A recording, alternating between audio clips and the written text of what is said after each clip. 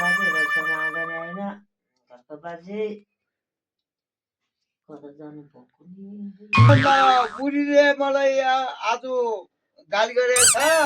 म घर जान्दिनँ गोठमै सुत्छु नि होइन मेरो 3-4 गोठ छ होइन घर छ के गर्नु नि क्या गर्नु बोलाउनु जानु पर्ने होला नि कतातिर गएर छ मास्टर गएर बोलाएका छ जाँदैन म त जाँदैन बिहान आफै गाली गर्छ अनि त्यहाँबाट अहिले मलाई पठाउँछ जाऊ जाऊ मास्टर बाउ बोलाउनु जाऊ जाँदैन म त बिहान आफै गाली गरे होइन किन जानु जान आफै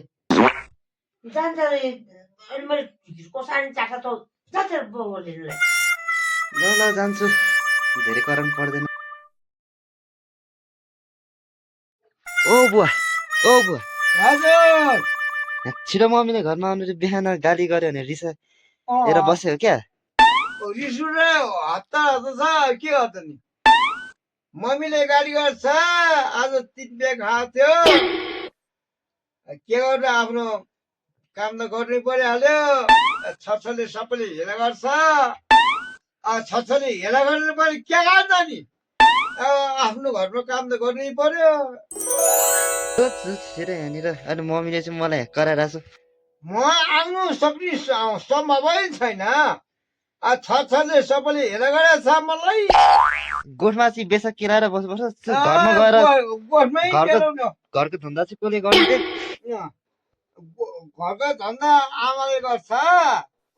अब म त गोठमा बेसर केलाउने हो बस्ने हो ए ल जुभन्दा मान्दैन ल म त गएँ देख्छु गर्नु ओ मम्मी आउँदैन रे बुवा त नआउने रे के खाएर बस्छ रे त यहीँबाट खाना पकाएर रे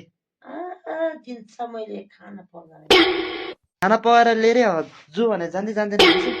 खानासाना पकाएर पठाउने वाला छैन त्यही टमाटर दिनु म काट्छ के गरेर त्यो खेरा जस्तो दिँदैन खानासाना म पठाएर दिने होइन म दिँदैन